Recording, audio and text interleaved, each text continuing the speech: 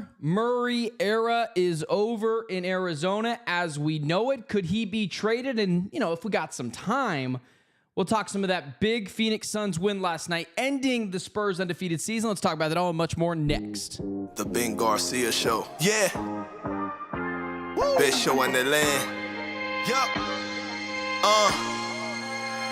Listen. Come and get your information from Ben Garcia. Get the latest on your quarterback, running backs, and receivers. Tune in, so any other show you don't need him. Any news that he giving out, please just believe him. Giving out the latest prediction and top-notch analysis. Wanna hear the truth, better have thick skin like calluses. The latest move that your team just made can be damaging. The dudes ain't speaking no facts, they just be rambling. Lights, camera, action, turn on the show. Go get the cameraman.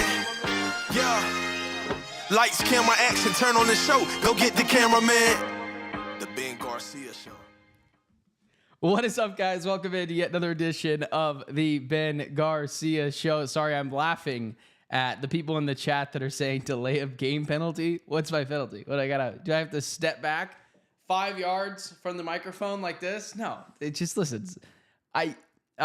I'll tell you guys later. With that being said, hit that like, share, subscribe button. Follow me on all social media platforms at Ben Garcia Show. Thank you so much for tuning in to this edition of the show. Wherever you may be and however you may be listening, thank you so much for making myself and this show a part of your day.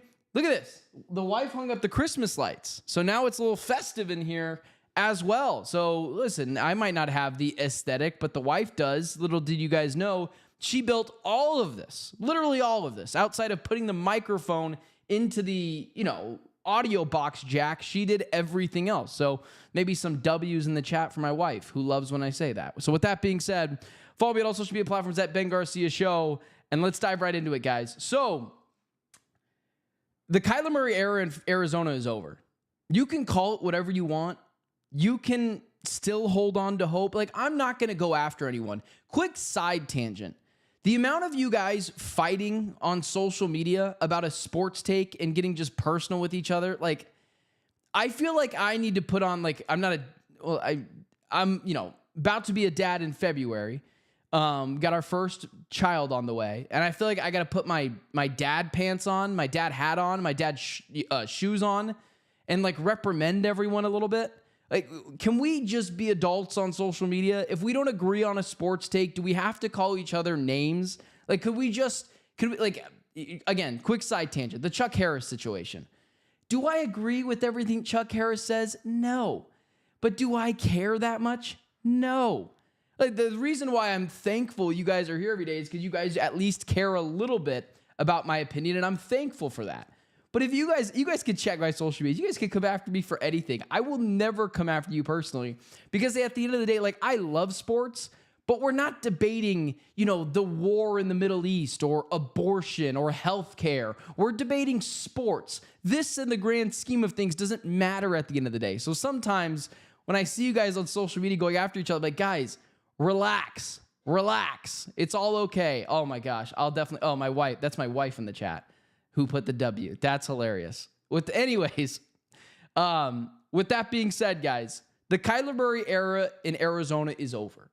Whether you're on one side of the aisle or you're on the other side of the aisle, you're someone who is ready to move on, like my wife is. If you see her in the chat, I'm sure she'll say that. Not a big Kyler Murray girl, I guess I would say. Or myself, someone who hung on to Kyler Murray being the franchise quarterback for this team for far too long. It's not a weakness to admit you're wrong. It's actually the strength to be able to go up to someone and say, yeah, I was wrong on that one. It would be malpractice of my position to come over here and tell you Kyler Murray should still be the franchise quarterback for the Arizona Cardinals. I told you guys last week, should the Cardinals be giving Kyler Murray one last chance to win the job over for good? And I kind of shrugged my shoulders and said, go for it. I don't care. What's the worst that can happen? He plays worse than he was already playing, meaning he isn't consistent still. They don't win enough games. I'm not going to kill you guys. I'm not going to kill anyone for that. If you want to throw him back out there, go for it. But also, if you're Jonathan Gannon and Drew Petzing and Monty Ossenfort and you've said you've seen enough, I get that too.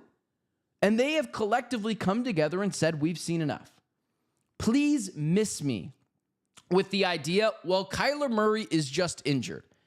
I had someone tell me that, like I was just spewing lies. No, you know who spews lies? I care about this a lot less than everyone else does. Jonathan Gannon. Oh, you're telling me Jonathan Gannon could be lying about a potential injury to Kyler Murray, that it's more severe or that it's not as severe or more severe or whatever in between? Kyler Murray is clearly healthy enough to start. But Drew Petzing, Monty Ossenfort, and Jonathan Gannon got in a room and said, who gives us the best chance to win? You might not want to believe that, but that's what happened. How is Kyler Murray from Adam Schefter not going to start on Monday night, but he could have a role? You know what that means? Kyler Murray's the backup quarterback. That's his role. He's the clipboard holder now. The Cardinals have seen enough. And there's a clause in his contract that if he gets injured and can't pass a physical, that his contract becomes guaranteed. They've seen enough. And Kyler has had enough chances. Even the biggest Kyler Murray stan, which is okay, the biggest Kyler Murray fan, the biggest defender of Kyler, I think you could come to the realization that Kyler Murray has had enough chances. He's had enough.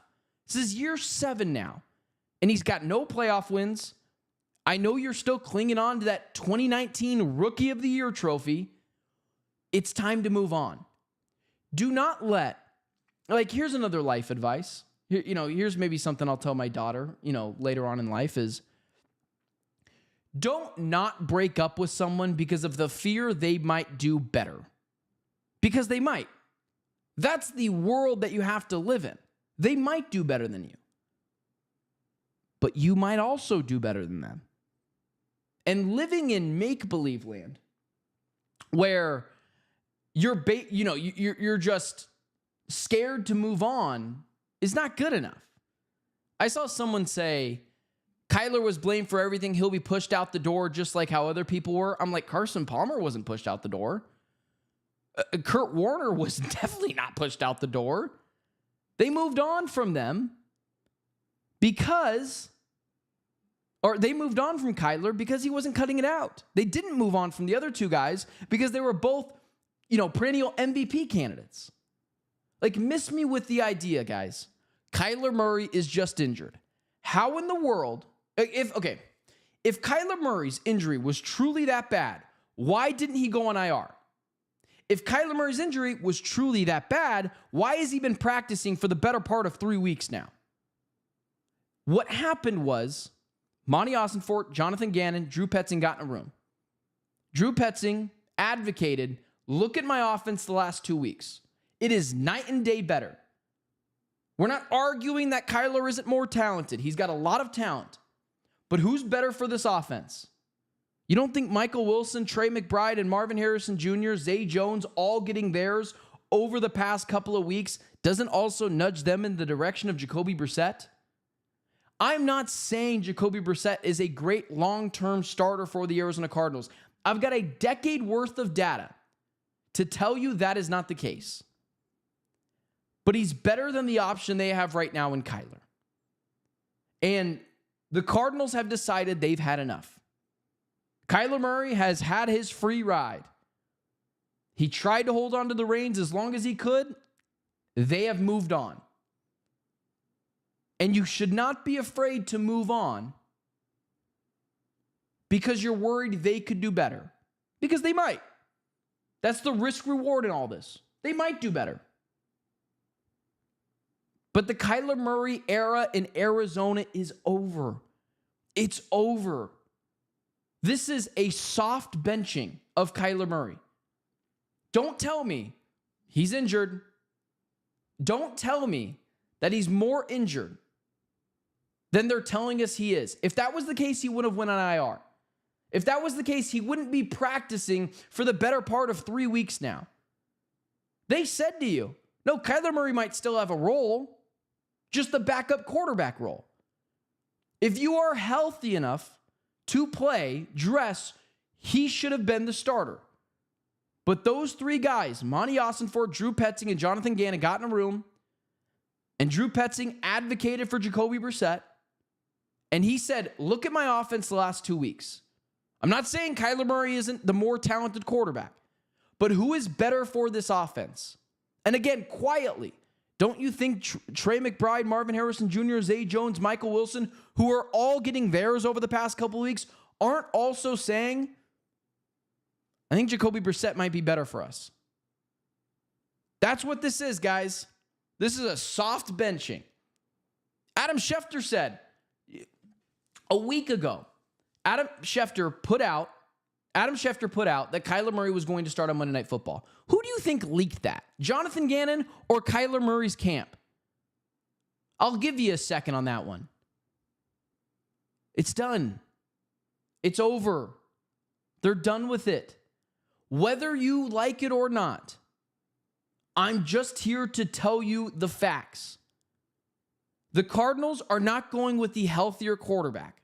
They're going with the quarterback that they feel like gives them the best chance to win. That's all it is. No more, no less. And there's that, guys. Like, there's that. There's not much more to it.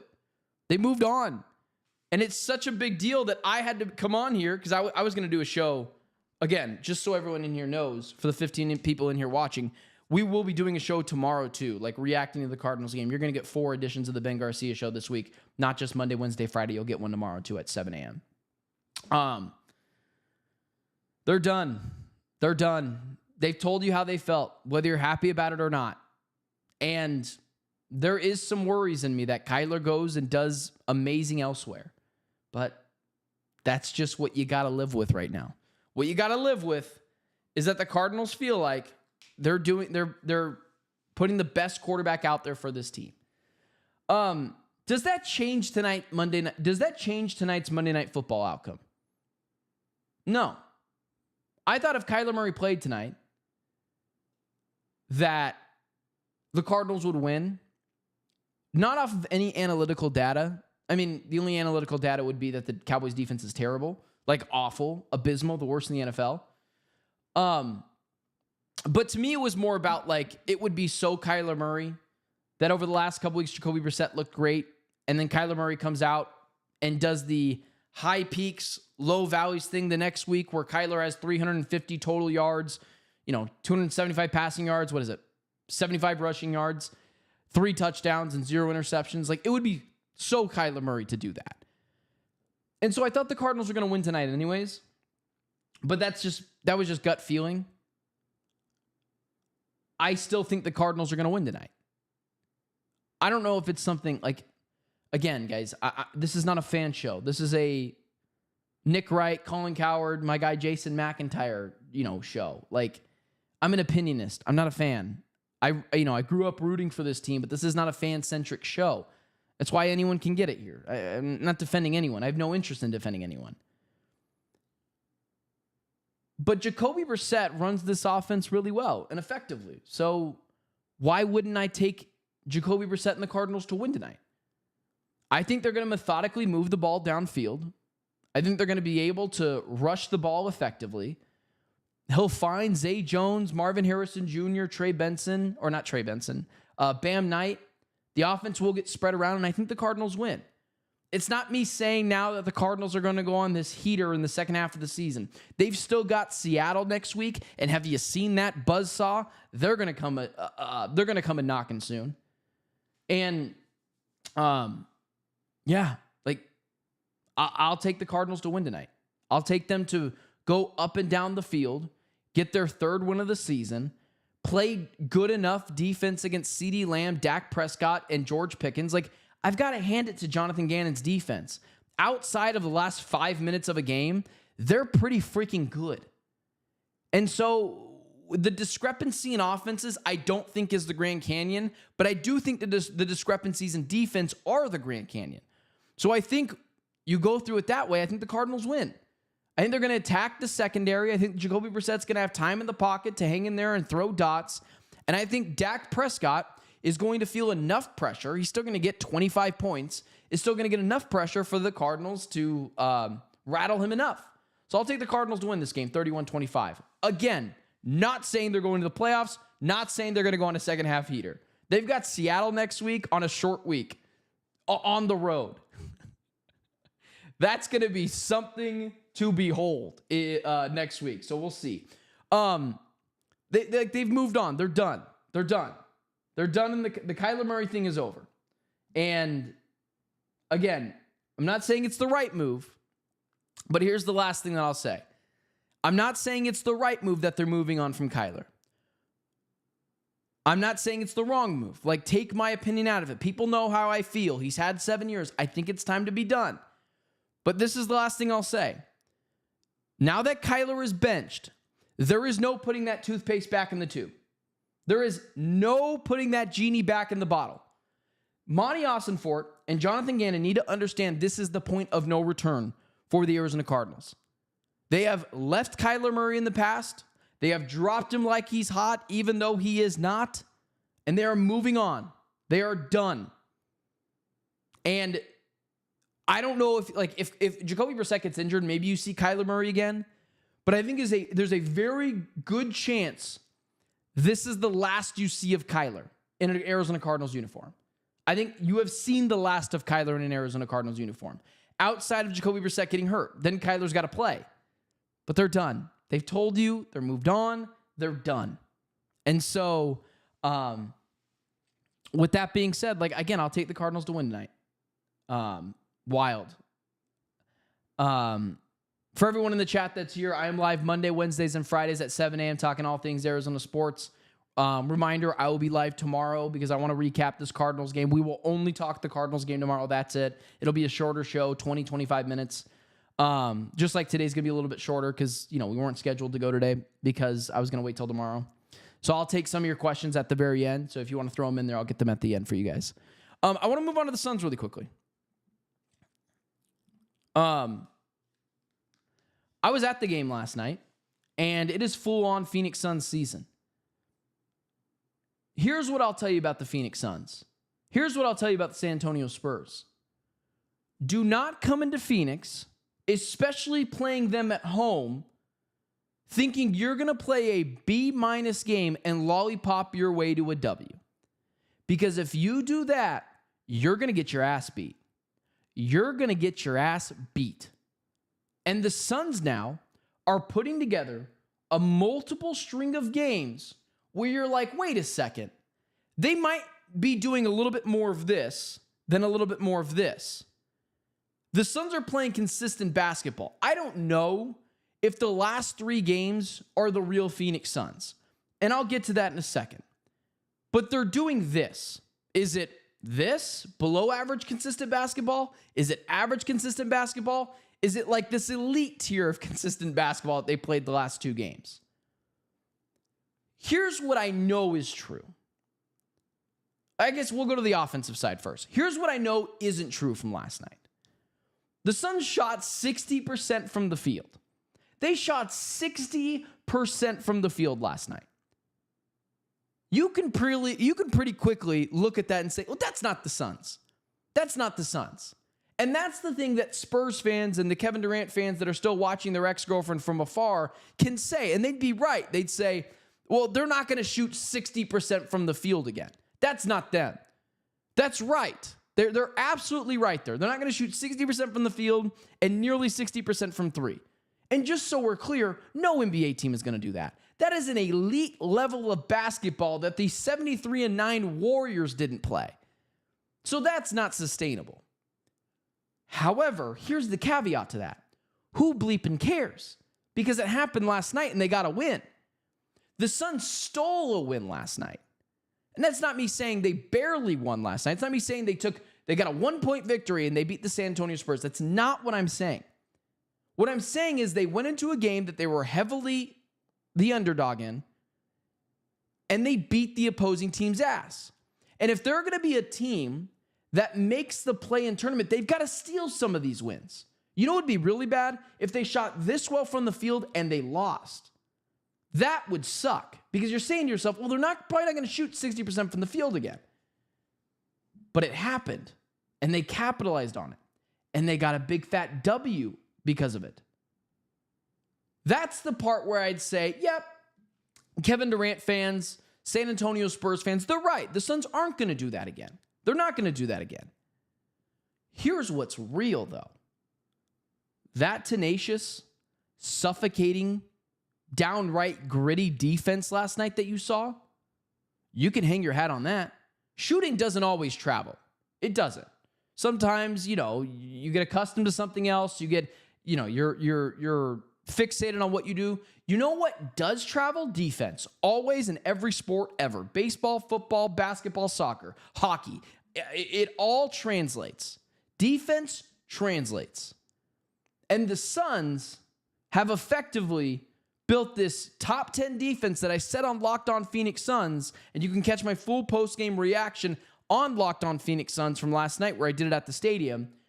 Like, the Suns have a defense they can hang their hat on. They have an identity they can hang their hat on. And so what I saw last night was a team that snatched a victory that they otherwise probably shouldn't have won, even with an elite level defense. And here's the other thing that I said last night. That wasn't the perfect Phoenix Suns win. Like, that wasn't the perfect Phoenix Suns win. That was the perfect NBA win. If you could walk into a game and step on people's throats and drop 130 points and play stifling defense for 85% of that game, like, yes, of course, that is an elite level brand of basketball that, once again, the 73-9 Warriors didn't play. The 72-10 Bulls didn't play. But again, here's where the caveat comes for that. The Suns, the Suns did that last night, and they won. And defensively speaking, that's what travels. That's what's real. Offensively, maybe not.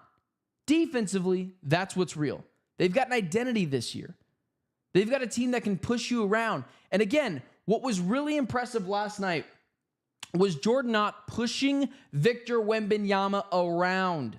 This is what pissed me off against the Utah Jazz game, because the Suns were the grittier, tough-nosed, hard-fought basketball team for the last 15% of that game. The other 85% was all Jazz, and it pissed me off because I said, you don't get to be that team for the last 10 minutes of the game, 8 minutes of the game. You have to do it for the full 48 minutes. That's where you're going to hang your hat. And the Suns' identity is they're just a bunch of tryhards that play really well defensively. And they pushed Victor Wembanyama around. Now, did the Suns crack the code to beating Victor Wembanyama? No. Don't let anyone tell you they did. That's unfair too. However, what they did last night was push Victor Wembanyama around from the jump. And they said right away, you're not going to beat us. Dylan Harper can beat us. Devin Vassell can beat us. Stephon Castle, you can beat us. All you guys can beat us. You're not beating us. And Victor Wembanyama didn't get help. They shot 20% from three last night. Their closeouts were good. Grace Allen and Royce O'Neal, I saw a statistic today where they're one of the better closing out duos in the NBA. Like, they closed out. They played well defensively, but he didn't get any help. And the Suns stole a victory. They stole that victory last night.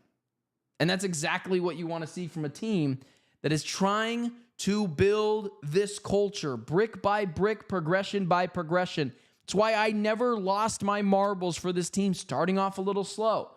It's a team full of new employees, a new head coach, a new culture, a new chemistry. Like, I don't know if they're going to beat the Warriors tomorrow night. But, I feel better about them going up against the Clippers and the Warriors over the next two nights. And if they lose those games, it happens. It happens. The only blueprint that I think they put on Victor Wembanyama last night was you can push him around. You can get physical, which is where Victor Wembanyama is going to have to take that to the offseason or, whatever. And he's got to get stronger. He's got to get a lot stronger, which is, which is why, this Victor Wembanyama thing, I've bought into it. But his style of play is not sustainable. He's too frail. And he's elite, but he's going to get pushed around in the playoffs. When the whistle gets a little, gets swallowed a little bit more. He can shoot threes. He's effective. I'm not saying he's a bad player. I'm saying he's elite. I'm saying he's top 15 in the NBA. But he's got to get bigger. That was fun last night. That was fun. That game was fun. Just a thorough beatdown. And that's my point. Because I said this a couple of weeks ago. Before the Suns season started, I said, the Suns are not going to be the most talented team, but they're going to be the team that punches you in the face and you're not going to be expecting it when you come into their house or on the road. You're going to see the Suns on your schedule with your Oklahoma City Thunder, the Spurs, one of these elite level teams. And you're going to say to yourself, if you're those players, oh, cool, we can play our B game tonight and win. No. You're going to get your ass beat if you do that. You play your A+ game, your A- game, you'll probably still win. But don't come in here and diagnosing this team. They're going to beat your ass. They're going to beat your ass. And that's what they did last night. They beat the ass of the San Antonio Spurs. What do the kids say? BTA, belt to ass? That's what that was last night. A thorough beatdown of the only undefeated team in the NBA. So that was fun. If you guys have any questions in the chat, I'll answer them for like the next 4 minutes, and then I got to get out of here. But you guys might not have any. It was cool to see a bunch of you guys waiting in the chat this morning. That was pretty cool. Great weekend for the Suns. It doesn't look like you guys have anything today. If they lose, do they become sellers at the trade deadline? The Cardinals don't have anything to sell. Saul. They don't have anything to sell. Like, they're not going to trade Calais. If they do, God, that'd be just so stupid. Don't do that. He wanted to be here. Don't do that. Don't sell him. That's bad business. I don't think I got anything else. Or I don't think you guys have anything else for me. So with that being said, guys, follow me on all social media platforms at Ben Garcia Show. It's so good to see you guys. We got another heck of a week. I hope you guys like the Christmas theme we got going on up here. My Christmas tree is up, by the way. It is up. So with that being said, follow me on all social media platforms at Ben Garcia Show. Don't forget to like, share, subscribe. And it's good to see you guys. I'll see you guys tomorrow, 7 a.m. Reminder, 7 a.m. roughly tomorrow. Recapping that Cardinals game. Stay safe, guys. Have a heck of a week. And I'll talk to you guys tomorrow at 7 a.m. and again on Wednesday at 7 a.m.